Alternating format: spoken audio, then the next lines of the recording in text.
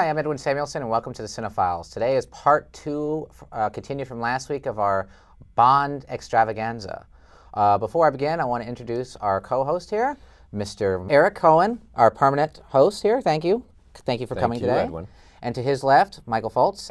Let's continue from last week. This week, we're going to start off with, I consider, the best Bond film, which is On Her Majesty's Secret Service. After You Only Live Twice, Sean Connery was accosted in the men's room by the Japanese press, and he was hounded, and he was threatened to walk off the picture. But to appease him, the Broccolis let him out of his contract after this film, so he did not have to continue. He had a two-picture deal, and so he would just have to finish You Only Live Twice, and then he would be free of the Bond films. He was tired of playing the character, and it's obvious because that's the only character he was known as at the time, was just James Bond, and he wanted to diversify.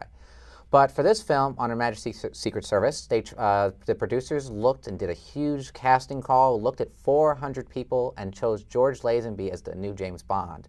Physically, he was probably the most impressive Bond, but physically he was probably one of the most impressive Bonds, and but the problem is, which many people agree, is that he was trying to imitate Connery. However, this is one of the strongest stories in the Ian Fleming canon, and it was directed by Peter Hunt, who was an assistant editor on the previous Bond films, and they brought a very interesting perspective to the Bond series that has not been seen before or since. But that's your opinion. That's my opinion. I have my right to introduce it, but Eric, I'm going to give this to you because I know this is a very controversial film with Bond films. I think time has been very good to On Her Majesty's Secret Service. It was a film that was ridiculed at first, and what didn't help is that after it came out, they recut it and re-edited it for television, and there was, for the longest time, the only print available of this film was this sort of re-edited mishmash with narration. Like, they actually had this actor hired as Bond narrating the entire movie. And it was only recently, like in the last 10 or so years, where they actually came out with the original cut. And a lot of Bond fans and people will look back and say, you know, it's actually a pretty good film. Now, contrary to popular belief, the film was successful when it came out. The second most successful film. It was a hit. It was probably the most successful film of 1968, I think. Second, as they say, it was the second most popular film. So it wasn't a big failure. Lazenby did not go on to the second film because he did so bad in the first. Lazenby fucked it up for himself. With his Basically, agent. Yeah. He fucked up with his agent, became very arrogant. He thought, okay, now he's going to be this big hotshot star now that he's Bond. And basically what happened was Broccoli and Saltzman didn't want to work with him again. All he was basically a male model. He was a male model. He was a big fry man. It was this sort of like popular television commercial. Now, physically, I agree. He's impressive physically. He has a very strong look. And he's really not as bad as people made him out to be in the beginning. He's just not a strong actor. He's wooden. That's his problem. He's wooden. And but I think that actually adds something, because Peter Hunt actually said that he directed him in a certain way, that he wanted him to be like a very different. Well, it's interesting to say that. I think it takes away from I read a very interesting criticism where a lot of people say if Connery was in it, it would be the best Bond film. And I sort of agree with that. However, this criticism said that, you know, the Bond that Connery was may not have worked in this kind of film. Only because this Bond needed to be a little insecure and unsure of himself, and this kind of Bond needed to believably fall in love with someone like Diana Rigg's character. However, I think Connery could have pulled it off, because the Connery Bond of From Russia with Love and the Connery Bond of Dr. No could easily fit into. But I will give it this one little caveat. Now, both of you guys mentioned on the last film, Connery's last film for the time being was You Only Live Twice. Now, you both say that Connery seemed impatient, uncomfortable, pissed off, bored. Imagine if he brought that and upped it a little bit more in this film. It would have ruined it. Well, the thing is, though, it's a different kind of script, and maybe if he saw the script, it's still Bond. He may have been challenged. But at that point, I do agree with Eric. I agree with Eric. And it depends too on. I don't know. Originally, On Her Majesty's Secret Service was supposed to, I think, be filmed before You Only Live Twice. After Goldfinger, actually. Yes. Because what happened was they did Thunderball straight after, because the Kevin McClory thing popped up. So rather than fight him in court, they said, well, let's just team up and we'll do this. We'll make this the next one. And that's what screwed the whole continuity. But, I mean, I think On Her Majesty's Secret Service is a really good film. And I think it's probably the best written Bond film. I agree. In a while, you know, with the exception of... It is a very, very well-written Bond film. And it would be interesting to see what would happen if Connery was in it. I think Diana Rigg is very good in it. She's the best Bond girl. To me, the best Bond girl. the reason I like it, and I think it works very well, is number one, as you said, it's very well written. Probably the best written Bond film. I mean, it has a really good screenplay. It's very well directed. Also, I think George Lazenby is probably the best action Bond. Those scenes where he is fighting are absolutely amazing. Some of the best. But the scenes that kind of kill for me, there are scenes where you're just like kind of wincing, like in some of the humor scenes and scenes where he's like impersonating that genealogist, you know, and you can tell he's dubbed, and that stuff is just like, it's painful to watch. It is painful, yeah. It kind of takes you out of the film. Like I said, if they had a better actor in there, then it would really.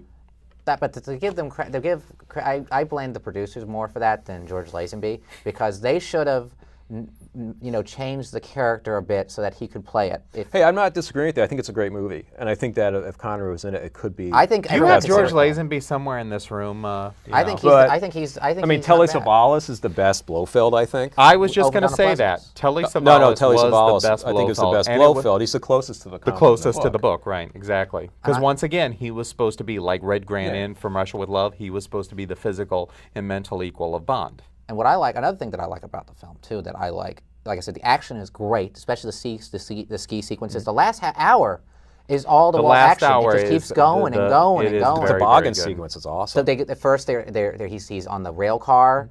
Then he's trying to get away. They're in the car trying to get away again. Then they're in the the toboggan. The whole bobsled thing is great. Amazing. That is a wonderful. And the ending is really downbeat. Well, what I want to say though is that out of the films that we had seen so far, and to be honest with you, the films afterwards, this was the first Bond that had really an emotional core to it. Yeah, that's why I like the film. An emotional core.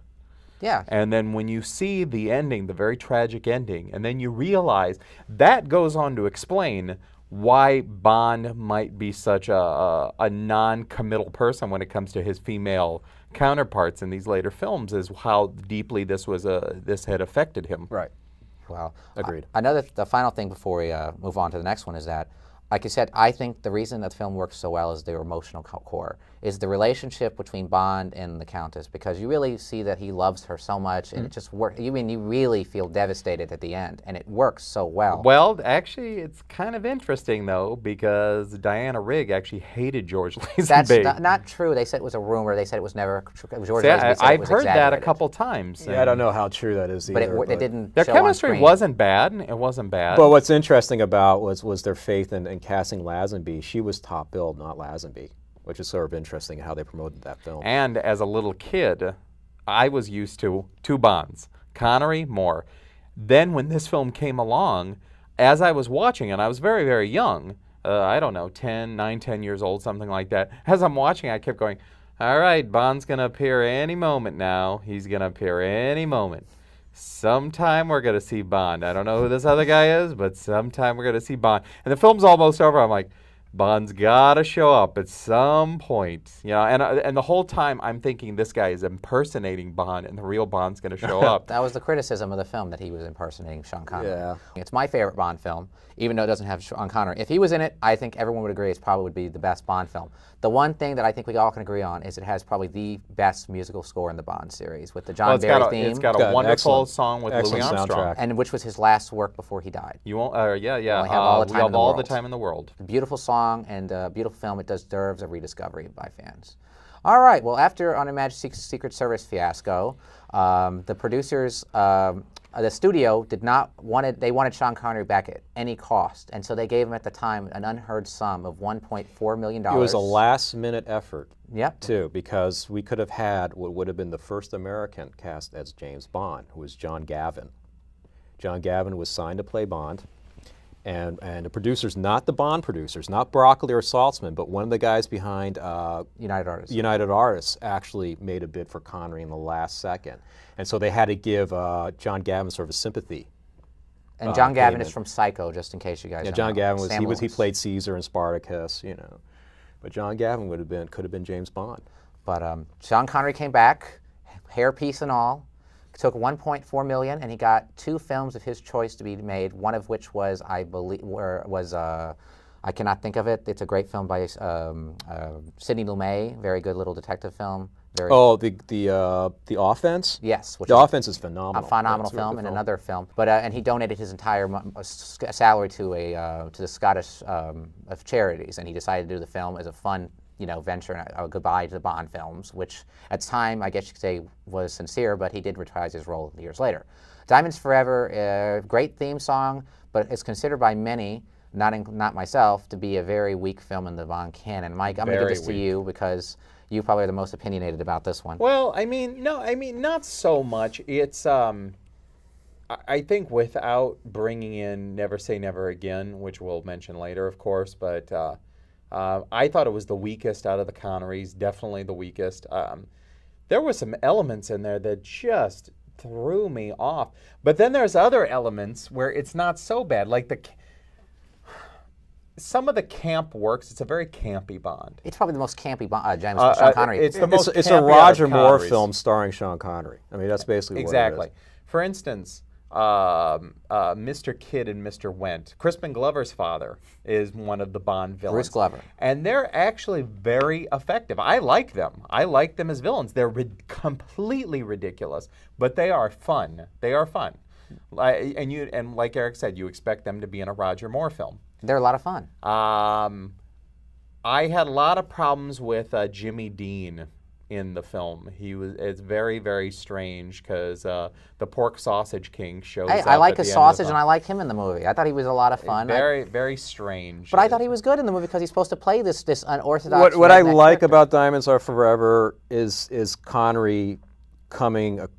I like Connery in it. Connery looks like he's having fun in it this time, and there's a lot of criticism about his look in the film. He looks a little overweight, and his hairpiece is a little obvious. The hairpiece looks atrocious. But I think there's a bit of a maturity there. It was like quintessential 70s cheese.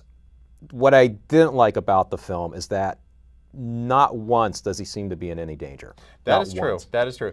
I want to say like this he's on before vacation. I forget it. One of the hottest Bond girls in Jill Ireland. Not Jill Ireland. I mean, I'm sorry. That's right.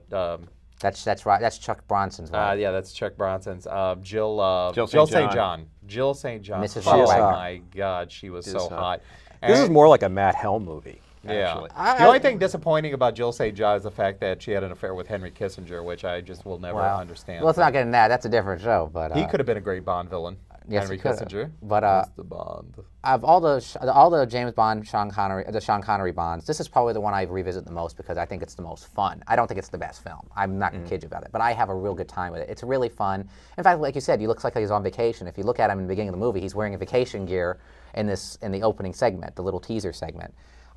It's not as bad as everybody says. Great theme. It's probably one of the best theme songs too in the series. Once again, Shirley Bassey. And returns. Guy Hamilton. And the reason that the film is as campy as it is too is because Guy Hamilton, who directed Goldfinger, came back and upped the ante a little bit, and they just decided to have a good time. And it's a fun little movie. Also, It's watchable. Check out the DVD, which is very interesting. It has deleted scenes with Sammy Davis Jr., and it also explains a huge plot hole, which has drove me crazy for many years, with Natalie Wood's sister, just being found and her demise, how she met her demise, where they knew where she was. They find her in a pool. Yeah, it's a deleted scene. Very interesting, but definitely one of the most fun Bond films. But if you're looking for a really good Bond film, like in terms of well-made and real story, don't look at this one. No, it's fun. It's fun. It's fun. It's fun and it's flawed. Yeah. It's a Matt Helm film more than it is a Roger Moore film. And I'd say. also, Bond, even though they were close on nudity, they never really got to nudity. This is pretty close because Jill St. John's walking around in clear lace panties, and you can kind of see that from behind. Oh, I want to mention too. There's some very funny moments too. I love is when he kills a man and he slips his James Bond's wallet in there, and they find out it's him from his Playboy. Peter Franks. Yeah, his Playboy. That's actually a mansion great card. sequence. That's the a great best scene of sequence. the film is actually the fight he has in the elevator. That's the only thing that's like exciting. That's really exciting. It's a very well done scene. Actually, there is. You mentioned you said you didn't feel like he was in any danger. There is a scene where he's almost in very big danger. That's the scene where he's in the elevator. There's another one too where he's in a coffin and they're putting him in there. Yeah, they're But- putting him in the at that point though, they've That's established funny. he's such That's a Superman funny, that too. you don't. Yeah. At that point, I'm like, oh, he's gonna get out of that. Something will happen. Oh, and don't forget Charles Gray as Blofeld. He was a lot of fun. Exactly. Yeah. Oh, well, that's where, I'm sorry. I was just going to reference another film, but then you had Jimmy Dean, the Pork Sausage King, once again. You had his wonderful bodyguards, Bambi and Thumper. That's correct. The hot That's black correct. chick and the hot white chick. So I guess we like this film better. Yeah, now that I'm talking about it, I Than don't we mind set the out film to at do. all. I think these two guys will be revisiting the film. I just watched it recently. Anyway. Had a great time with it. So onward Let's go on to to next film. Live and Let Die. Live and Let Die. Well, let's start off that. Live and Let Die is a very different Bond film from the previous ones. This one went back to the roots, I guess you say, of Dr. No, and it was shot on a very low budget compared to the other ones, and it was shot at 1.85, unlike the previous few Bond films, which were all scope. It's this time Roger Moore takes on the role, and Who they wanted as Bond for a very long time. He they just did wasn't want him. He was available. the Saint. and he was also a very older. He was older than Sean Connery at the time, which is very unusual. Well, he's about a year older than Connery, but he started playing Bond at an older age than Connery started. Connery was incredibly young when he started playing Bond. People don't realize this. He was barely 31.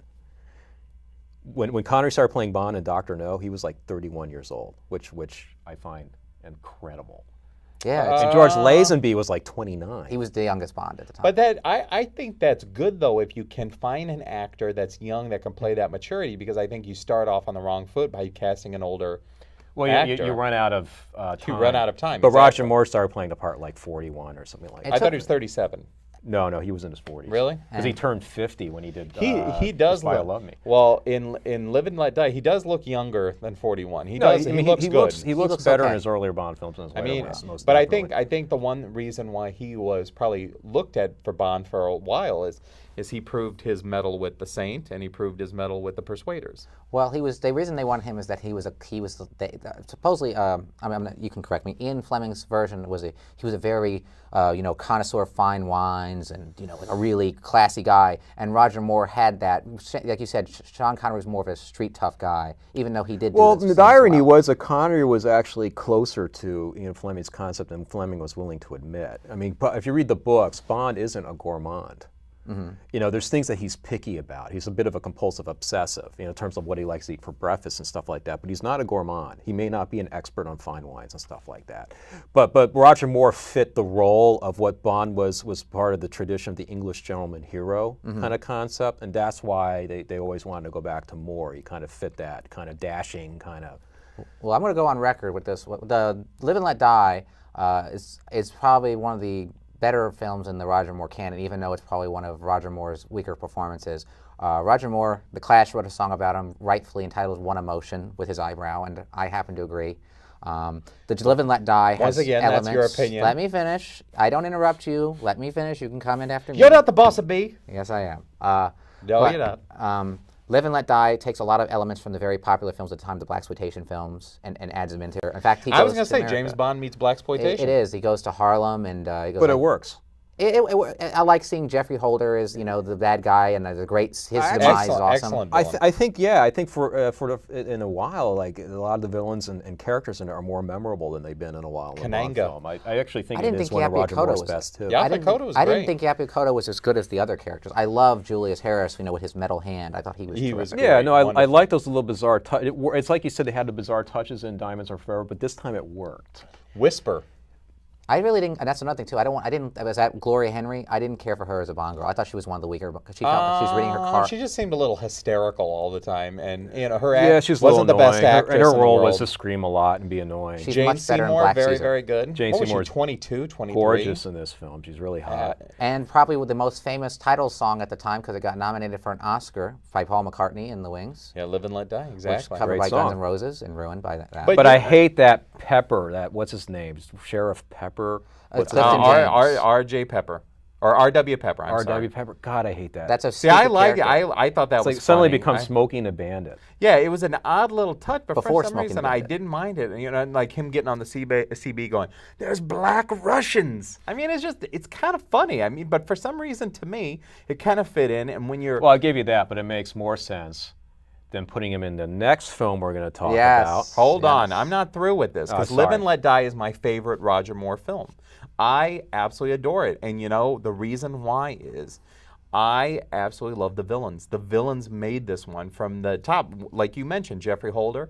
Yaphet Kotto, it was a little bit of a stretch having him as Mr. Big because that makeup is so terrible. But I mean, come on. He looks like Mephisto. Unless you're the unless you're like 10 makeup years was old, really bad. Unless you're like 10 years old, you're gonna figure out that Mr. Big and Kananga are one and the same. Well, it's a low-budget movie, very low budget compared to the other Bond films. Was it really low budget? It Low was- budget it though? was a Because low they spent budget. a lot of money in the stunts. This There is was the first. a lot This of- is the first Bond lot film of where locations. the stunts become They like cut the corners. star of the thing. They cut corners on other things though to make up for the action because it is 185, you know, which is a lot cheaper. to It's the film. first, Let's go. but that stunt they won Guinness Book of Records. It's the first time they did like a complete corkscrew in the air. No, that's actually Man with the Golden Gun.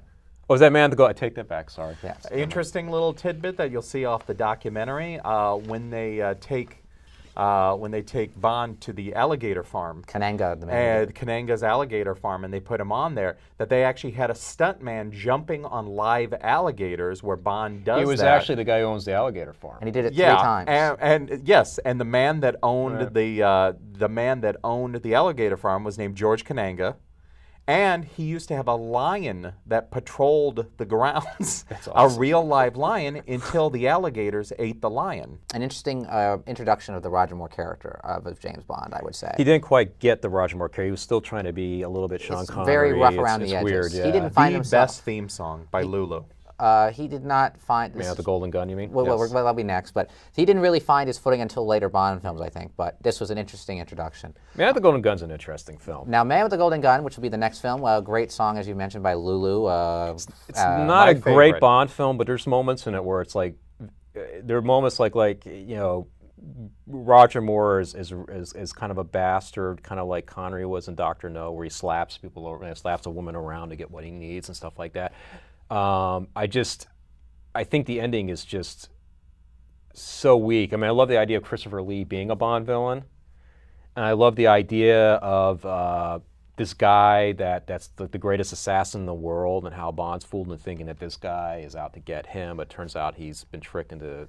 Oh, I like that Christopher Lee is a bad guy, but you know what's so, and he's Ian Fleming's cousin, by the way. I just think this movie sucks. It bored me to death. I tried to like it. There are good things in it, though. The whole thing when he's in Asia and he wakes up and he's in that karate school and his escape from the Great, school, and that's a great, good little great sequence sequence. there. I don't like any of the Sheriff Christopher Pepper Lee, stuff. great villain, needed more to do in the film. Well, it He just wasn't needed given a the- whole lot. Yeah, it just kind of like, I don't know what they were thinking with this film. Well, and he also has an introduction of a third nipple to be identified. I thought that was kind of weird. Scaramanga. And also, let's not forget Knick Knack, Hector Villachez, as the Yeah, little dwarf. Hervé Villachez. Sorry, Hervé Villachez. But he was a lot of fun to watch in his little scenes where he's attacking Roger Moore. So let's go on. Let's so we But, know that. I think do this you have film- anything to say about it? I love the Man with the Golden I think Gun. it I stinks. think it almost seemed like the sets, especially when you're on Scaramanga's island, it almost seemed like the sets were built by Saul Bass. That's how these, I love the sets, but it seemed like so unnecessary. You know, it's like one of those films where like it didn't quite. Okay, there's this character. It felt like, okay, we need to have a quintessential Bond ending, so let's just force this idea on the end of the film so that Bond has a place to escape to with a lot of explosions in this great set, even though this isn't that kind of villain.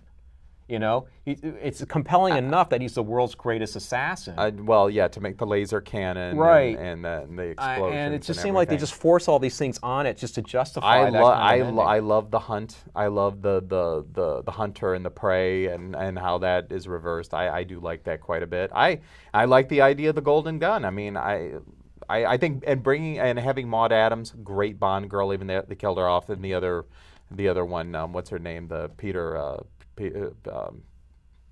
What's her name's wife? Brooke.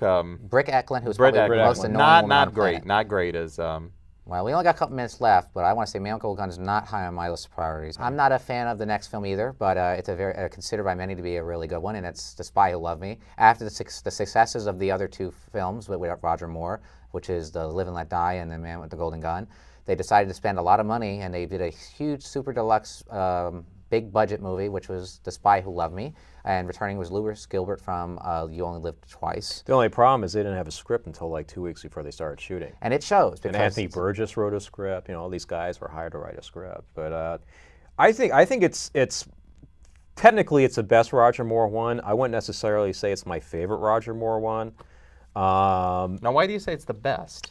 I think technically it's the best. I mean, it's the best directed. It has the best sweep to it. Roger Moore, you feel like he's finally comfortable. He's found his footing in the role. You know, there's a lot of elements there where everything seems to come together in the right way. I think the problem I have with the film, the reason why I'm not the fan of it, that a lot of critics say it's the best Roger Moore one, but I think it's too much like similar Bond films. I do acknowledge it's a very entertaining film. I mean, I can sit through it more than a few times. I've never find it boring or anything. Well, you kind of go back to the original formula that we had from Thunderball, which was let's have a grumpy old man as your villain, as your main villain. Although he's not bad. What's his name? Kurt Jürgens. Yeah, Kurt Jürgens. Fine German actor, Kurt Jürgens. And I like his base a lot, his base of operation. Once again, very surreal, goes back to the You Only Live Twice of having this like almost alien craft sitting in the middle of the ocean. Credit goes to Ken Adam again, who did both sets. And I also love the introduction of Jaws. He's better in this than he is in the next film, Moonraker. Richard Kiel. Got to meet Richard Kiel. He is physically... I saw him in a chair. They actually had to have a special chair for him to sit down in. Fascinating. You look at him and you go, good God. Also, I think that Barbara Bach is a pretty decent Bond girl. I liked her as the Russian agent. I liked her quite a bit. I think she's good. I don't think she's great. I can't believe that she was the best choice for that role. I thought she was a better version of Ursula Andress's character. I think she's a little wooden in this film. I think she's very wooden in this because most of her film acting was in B movies, and it's obvious in this one. And all I could think of is that, you know what, of all the actresses that were out there available to play that part, that's who they went with. That's the only thing that hits me. But if you compare her with some of the Bond actresses down the road, but I mean, they've had some, Diana Rigg was a casting coup. I don't know the actress's name who was in From Russia with Love, but she's lovely. From Russia with Love, whoever that. And I love that relationship that develops between her and Bond. But in this one, I don't know. It's just like I just kept thinking, why is she? Is it Catherine Bach or Barbara Bach? Barbara Bach. Duke of Hazards, and the other one. Catherine Bach is. And then Caroline Munro was in it too, but she's dubbed for a few moments. She plays the henchwoman for Kurt Jürgens. Batman. Right. The reason I don't like this film is I think it's absolutely so silly. It's ridiculous. Basically, it's a remake of You Only Live Twice. Oh, we're running out of time here, but I don't know. I actually quite like it. I quite enjoy it. I love the beginning, them dumping. What was it? They dumped Blofeld into the smokestack. No, we're talking no, about that's another film. That's a few films what am away. I thinking of? Follow Your Eyes Only. We'll see you next week at the same time for part 3. Thank you.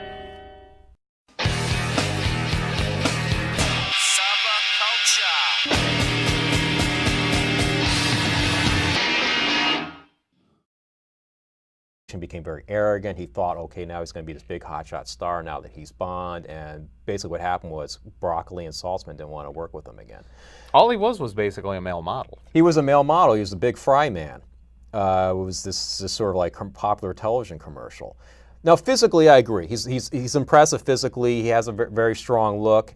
And he's really not as bad as people made him out to be in the beginning. He's just not a strong actor. He's wooden. That's his problem. He's wooden. And but I think that actually adds something because Peter Hunt actually said that he directed him in a certain way, that he wanted him to be like a very different. Well, it's interesting to say that. I think it takes away from I read a very interesting criticism where a lot of people say if Connery was in it, it would be the best Bond film. And I sort of agree with that.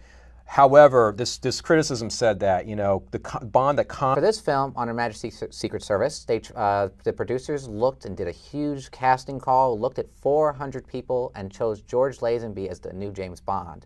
Physically, he was probably the most impressive Bond, but physically he was probably one of the most impressive Bonds, and but the problem is, which many people agree, is that he was trying to imitate Connery.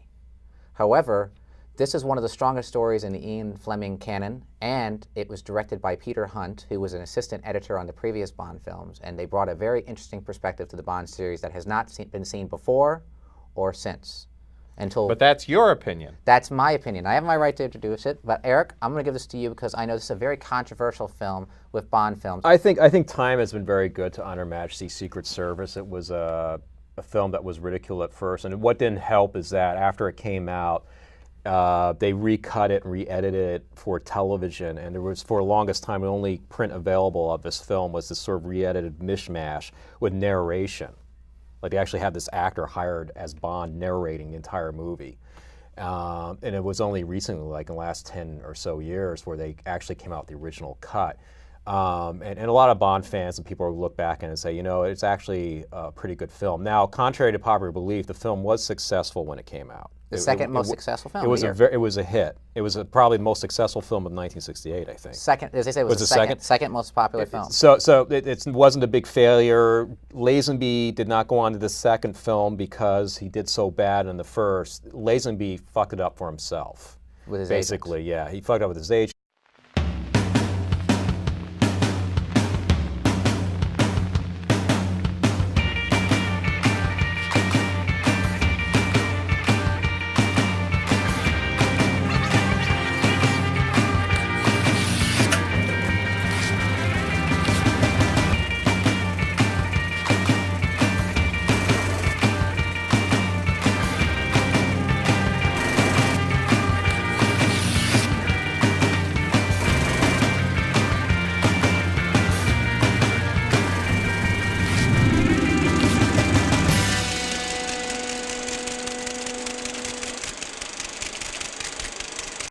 Hi, I'm Edwin Samuelson, and welcome to the CineFiles. Today is part 2, continued from last week, of our Bond extravaganza. Before I begin, I want to introduce our co-host here, Mr. Eric Cohen, our permanent host here. Thank you. Thank you for coming today. Edwin. And to his left, Michael Foltz. Let's continue from last week. This week, we're going to start off with, I consider, the best Bond film, which is On Her Majesty's Secret Service. After You Only Live Twice, Sean Connery was accosted in the men's room by the Japanese press, and he was hounded, and he was threatened to walk off the picture. But to appease him, the Broccolis let him out of one of his contract after this film, so he did not have to continue. He had a 2-picture deal, and so he would just have to finish You Only Live Twice, and then he would be free of the Bond films. He was tired of playing the character, and it's obvious because that's the only character he was known as at the time, was just James Bond, and he wanted to diversify. But